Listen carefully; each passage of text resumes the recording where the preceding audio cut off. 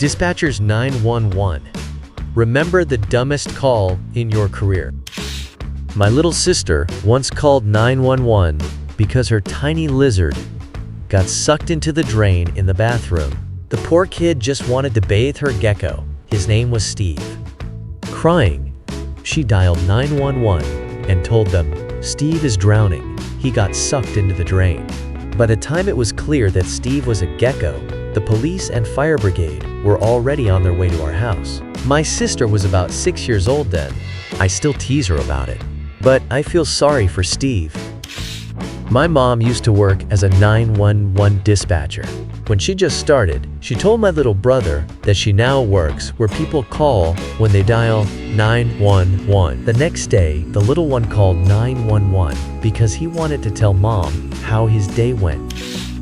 My mom works as a 911 dispatcher, and sometimes she has to respond to extremely idiotic calls. For example, several years ago, there was a major accident that claimed several lives. Naturally, there was a traffic jam several kilometers long. At that moment, a woman called 911 and asked them to send the police to escort her home because why the hell should I be stuck in this traffic jam? I need to get home. Listen, lady, people died here for goodness sake. You'll survive missing the start of your favorite show.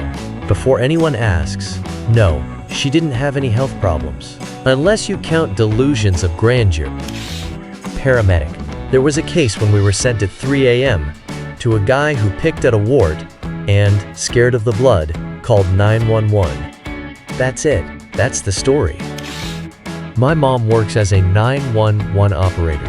One time, a schoolgirl called her in a panic, seriously, to report that a squirrel was sitting on a telephone pole near her school and wouldn't come down.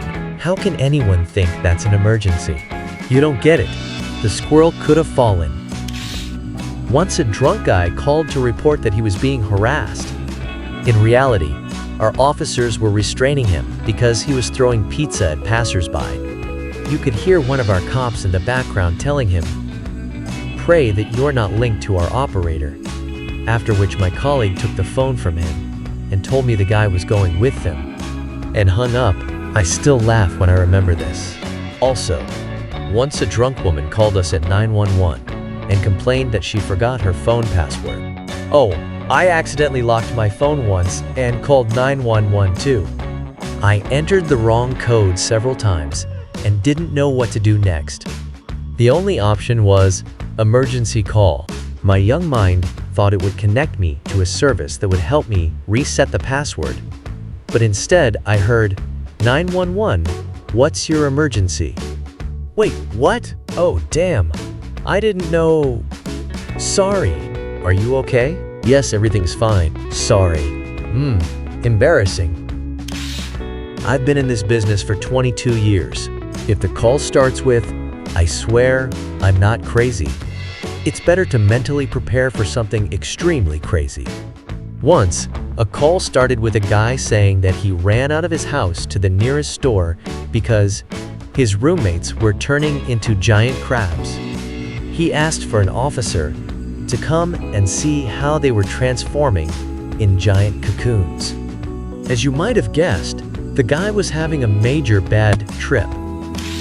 I'm not a dispatcher, but a prosecutor. Here's a story about a guy from a dormitory.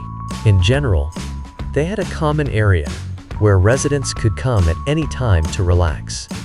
And there was a microwave kindly provided by the owner of the building.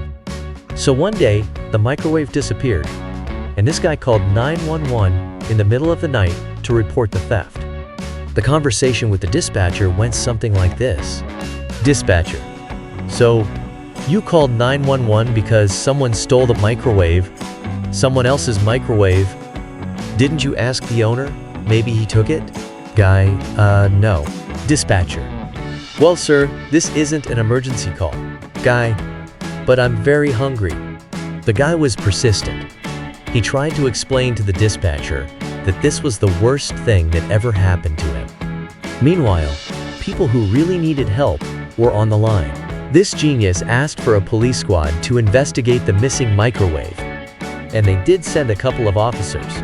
not for the microwave, but to teach him a lesson for misusing 911. At the trial, he pleaded not guilty and demanded a jury trial. It took the judge only 20 minutes to deliver a guilty verdict. I guess the judge laughed for 17 minutes at the guy's stupidity, then took 2 minutes to compose himself, and only in the last minute made a decision. I'm an emergency room doctor. At 2 in the morning, a call came from a young girl. Complaint: her legs were turning blue. Upon arrival, it turned out that she had been partying all night in a club in new jeans. I'm currently attending a nurse training school. In one of our textbooks, it says that if someone complains of blue palms, you should ask if they are wearing new jeans. It seems this is a fairly common thing. I work in a trauma center. Once a guy was brought to us by ambulance who had simply broken his finger. He and his wife demanded an ambulance, even though they were literally a couple of blocks away from us, all because of some broken finger. Edited. Once, a guy was brought to us who decided to refuel the lawnmower while smoking a cigarette. Result: burns on 60% of his body. A very sad, and at the same time, stupid story. I worked as a 911 operator for 15 years. There are plenty of stories. One time, someone called 911 to ask how to properly smoke a brisket. One time, someone called 911 to find out what the parking fines are.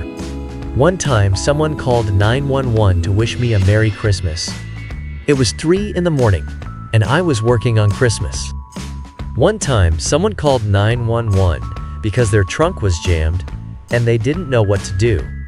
One time, someone called 911 because they saw a black man in their village and reported that we don't usually have those around here. It seems suspicious. And then people call 911 because they're just lonely. Well, there were many funny stories. I worked there for a long time after all. Do citizens abuse the system? Undoubtedly, yes.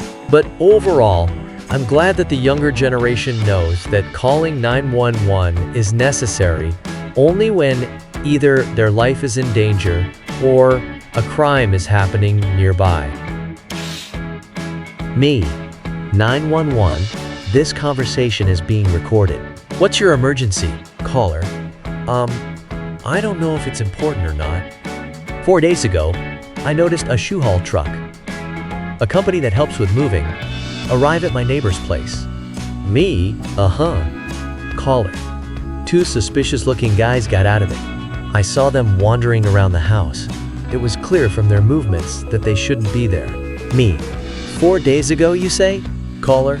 Yeah. I'm a bit worried because the neighbors are on vacation now. There shouldn't be anyone there. Me. Okay, we will check everything out. It turned out that the neighbor's house was completely cleaned out. All the valuables were successfully stolen. There was nothing left in the local pawn shops because they are always aware when stolen goods are brought in and get rid of them as quickly as possible. Professional advice. If something seems suspicious to you, don't hesitate long about whether to call the police or not. If the dispatcher considers your complaint insignificant, you can file a complaint against them. I used to work as a 911 operator. There was a call from a woman who reported that she was driving behind a man with one leg sticking out of his car. She said she had been following him for a while. He wasn't speeding, his seatbelt was on, he wasn't texting while driving, he just had one leg sticking out of the window. It was very important to her that the police come and punish him. I had to explain to her that the man wasn't breaking any laws. Unfortunately, she couldn't understand that it was legal to drive with one leg sticking out. After scolding me for not knowing the laws, she hung up and called 911 again, hoping to be connected to another operator who would help her punish that man. But I was on the line again. I redirected her to a sheriff's deputy who explained that if she continued calling 911 over trivial matters, she would be fined for abusing emergency services. This reminded me of a story from the family I worked for as a nanny. Dispatcher, what's your emergency? 4-year-old child. I cut my finger. Dispatcher. Is it bleeding? 4-year-old child. Yeah, a little bit. Dispatcher. Tell me, kid. Is mom or dad around? Can one of them wash your finger and put a bandage on it? 4-year-old child. Mom is here, but she fell and isn't talking. In general, the little one called, not because he cut his finger, but because he showed his paper cut to his mom. And she fainted at the sight of a single drop of blood. As she fell, she hit her head and lay unconscious for a while. Edited. Okay, since you want the continuation, here it is. They took the mom to the hospital, pumped her with oxygen or something. In short, it doesn't matter. The main thing is that she woke up the same day and she was fine. Her head was intact. She's a great mom, just a little sensitive. My washing machine is telling me that I should declare bankruptcy. This was a bit sad because the caller was a very confused elderly woman. At that moment, I felt like I lost the power of speech. I think I replied to her, you, what? I'm a nurse working as a dispatcher on a round-the-clock hotline for people with health problems. My main task is to determine if the person needs urgent medical assistance or not. I recall several favorite stories, but I'll tell this one. A girl with a decent term of pregnancy, I don't remember exactly how long, but clearly more than 30 weeks, calls, anxiously asking me to explain why the doctor told her to abstain from intimate contacts until the end of her pregnancy. Checking her data and seeing that she had premature contractions, I started explaining that sexual activity can cause contractions, so it's better for her to abstain to keep the baby inside as long as possible. She, crying, but how will I feed the baby then? Me, excuse me ma'am, could you repeat what you just said? The patient, how will I feed the baby if we abstain? In general, the patient was convinced that her baby was fed by her boyfriend's semen, and that if they stopped having sex, their baby might starve to death. When I tried to explain to her what the umbilical cord is for, she initially didn't believe me. I had to use the example of single mothers and ask how, by her logic, they carry and feed their children. After a minute of silence, she thanked me. And before she hung up, I heard her shout her boyfriend's name. Apparently, he was fooling her around, and he was good at it. I don't know who I feel sorrier for, him or the baby who will have to live in that family. I'm not a dispatcher, but I want to tell you about a call my ex-boyfriend made. He always worked the evening shift and returned from work around 2 a.m. But that night he left a few hours later. Ex-boyfriend, hello, I'd like to report a fire. We live in a place where fires happen all the time. Plus, it was fire season then. 911. Sir, where is the fire happening? Ex-boyfriend. On the hillside to the south of the city. 911. Can you be more specific? Typing something in the background. Ex-boyfriend. Yes, describes the exact location. Oh no, God. It's getting bigger. The whole top of the mountain is on fire. 911. Sir, please don't worry. Help is already on the way. Ex-boyfriend. Damn it, it's getting bigger and bigger. Am I the only one seeing this? It's so bright. The whole sky is glowing. God. Oh wait. 911. Sir? Ex-boyfriend. I'm sorry. The thing is, I rarely go outside at this time. I stayed late at work today. Well, this fire, it's the sun.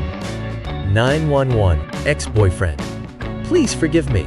I'm so sorry for wasting your time.